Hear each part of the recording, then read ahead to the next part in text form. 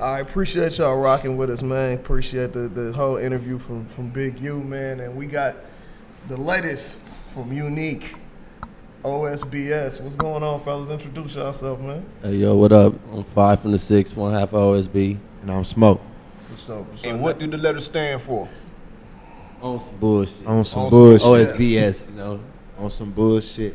What's up? What's up? Now, I got hip to y'all from the Everybody Baby Mama song that's bubbling right now pretty hard in LA, man. That's hilarious, but it's on some bullshit. Yeah, it is on some bullshit. For sure.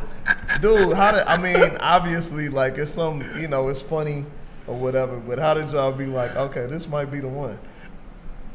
I mean, I ain't gonna lie, bro. We was just having fun, bro. We was just talking shit, rolling up, talking shit about what baby mama's getting smacked. I'm telling you, that song has caused so much bullshit you wouldn't even imagine. No, I can't imagine. I heard it for the first. Niggas take their baby mamas very seriously. Yeah. I heard it for the first time just this weekend at Cali Picnic. You know what I'm saying? We was under the tent, doing what we do at the Cali Picnic, and a couple of us had to turn our ears all the way up. Like, hold up, are they saying? What is he saying, bro? Yeah. That's hilarious, man. For real, that was the first time. How did you guys meet? Because I know y'all were both solo artists before you came together, right? Yeah, we was both solo artists. I mean, me and Bo, we both came up in the same neighborhood, Crenshaw District. So, yeah. Actually, Big U's son, Lil U, is his cousin. Okay. So that's his family. Yeah. Me and Lil U is like this. So, okay. I'm saying? So we always mess with each other and all that. It's basically the same circle. Came together. You know how it goes. Like, it came together.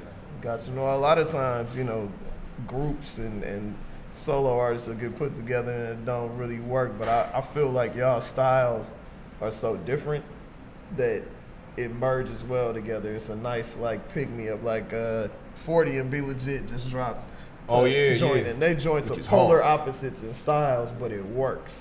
Yeah. And I kind of even the way that y'all come in lyrically, y'all have completely different flows. Like it's pretty dope, man. Yeah. So y'all have a project dropping May 1st, so please plug that. But what can people expect from that project? I mean, it's versatile. Me and bro, we got styles, man. Tell them. I'm gonna tell you right now. If you hear any of our songs besides Baby Mama, you can just pick anyone. You're gonna be like, whoa, like this is the same group that did this, and that's always everybody's reaction. Like they can't believe it because everybody know I'm fucking everybody Baby Mama. So everybody be like, that's what these dudes are 100% of the time, which isn't really the case. Like you hear some shit like that, these actually we got all kind of shit, bro. Like we versatile as hell, bro. So you might hear one thing and you gonna hear something else. Like damn, that's them. You feel me? Yeah, definitely. Like You've worked with a lot of artists over the years, man. What was it about these guys that made you want to put your stamp on it and really get behind it? Creativity. Like I was spoiled. My first time working with an artist was Corrupt, and that was in 89, 88, something like that. And Corrupt was crazy on the mic. And then from there, when I first came back home, I was back with Corrupt, but I was moving around with Ludacris. And when Ludacris was on, I was with Shaka and them rolling around Atlanta. That was my first time ever coming to Atlanta. Was with Shaka and Ludacris. And then I went from moving with Shaka, Ludacris. I was with P.D. Pablo. So I was with a whole lot of artists, our top artists then. Of course, y'all know my history with Tip. And so I've been with a lot of top artists. So when I finally decided to come back into music, I came in with Swindle. And it was just being in the studio. And my son had just graduated. My son did his last year in college, his first year in college. Right. So now I'm free. I'm at home, I'm bored, I don't got nothing to do. Let me get back into this music. So I went through several artists. And out of the 5 or 6 artists I had listened to, females, males, I listened to more than that. And I was with Marley Marl. Yeah. And he was telling me, I get this one. I went to the studio with them. Long story short, the Baby Mama track was somebody else's. Okay. And they went and did the track. And when they went and did the track, I was like, damn. like you. But then we started going to the studio like over probably what 2-3 week time period. Yup, we was working like. And I mean, they was going going in, bro, and knocking out songs that was real songs, like not going in and coming out with something that was, you know, Just thrown together. just thrown together. And I'm like, shit, the only thing they need to do that. And then it was where my mind is at. I want a project where we ain't got to worry about nobody dying on the project. It was, you ain't got to worry about getting gang banged on. You ain't gonna get cuz blood, but they from the hood though. Mm-hmm. You know, and my whole thing was, man, look, we need somebody to be able to create something that people will understand that y'all will bust your head if I need to. Mm-hmm. But that ain't what I'm ain't on. on that. You know Yeah. what I mean? We ain't on Straight that. up. So, and it was and I always like, man, look, can you be creative? Like, let me hear you be creative. And then we discussed it. Like we ain't doing no features. And my whole thing to them was, don't expect to come to me and for me to go get all these different people to be features. Right. We had a long talk. They was like, we cool with the grind. We gonna grind it all the way out. I swear to goodness, 'cause they both was doing their own. Smoke had a lot more success. Five was already with me before, and they both was like, nah, we with the grind. I'm like, we ain't doing no features. So I'm not going to go get no features from nobody. And as you can see, the project we dropping don't got no features. Right. I'm not even asking nobody for no features because I want people to respect their music. Like you gotta either mess with them and mess with them for them instead of going to go get this person to get on this song, and now you getting 1 million followers from them. We're not buying no followers. We're not doing none of that. We're gonna really grind it out. I'm like, look, we're gonna grind this thing out. 38 months. That's 3 years. That's 3 calendars. We're gonna get on the road. I'ma fund it, and we're gonna work from there. How do y'all like being in a group, man? Because it seems like over the last few years, rap groups are actually mattering again.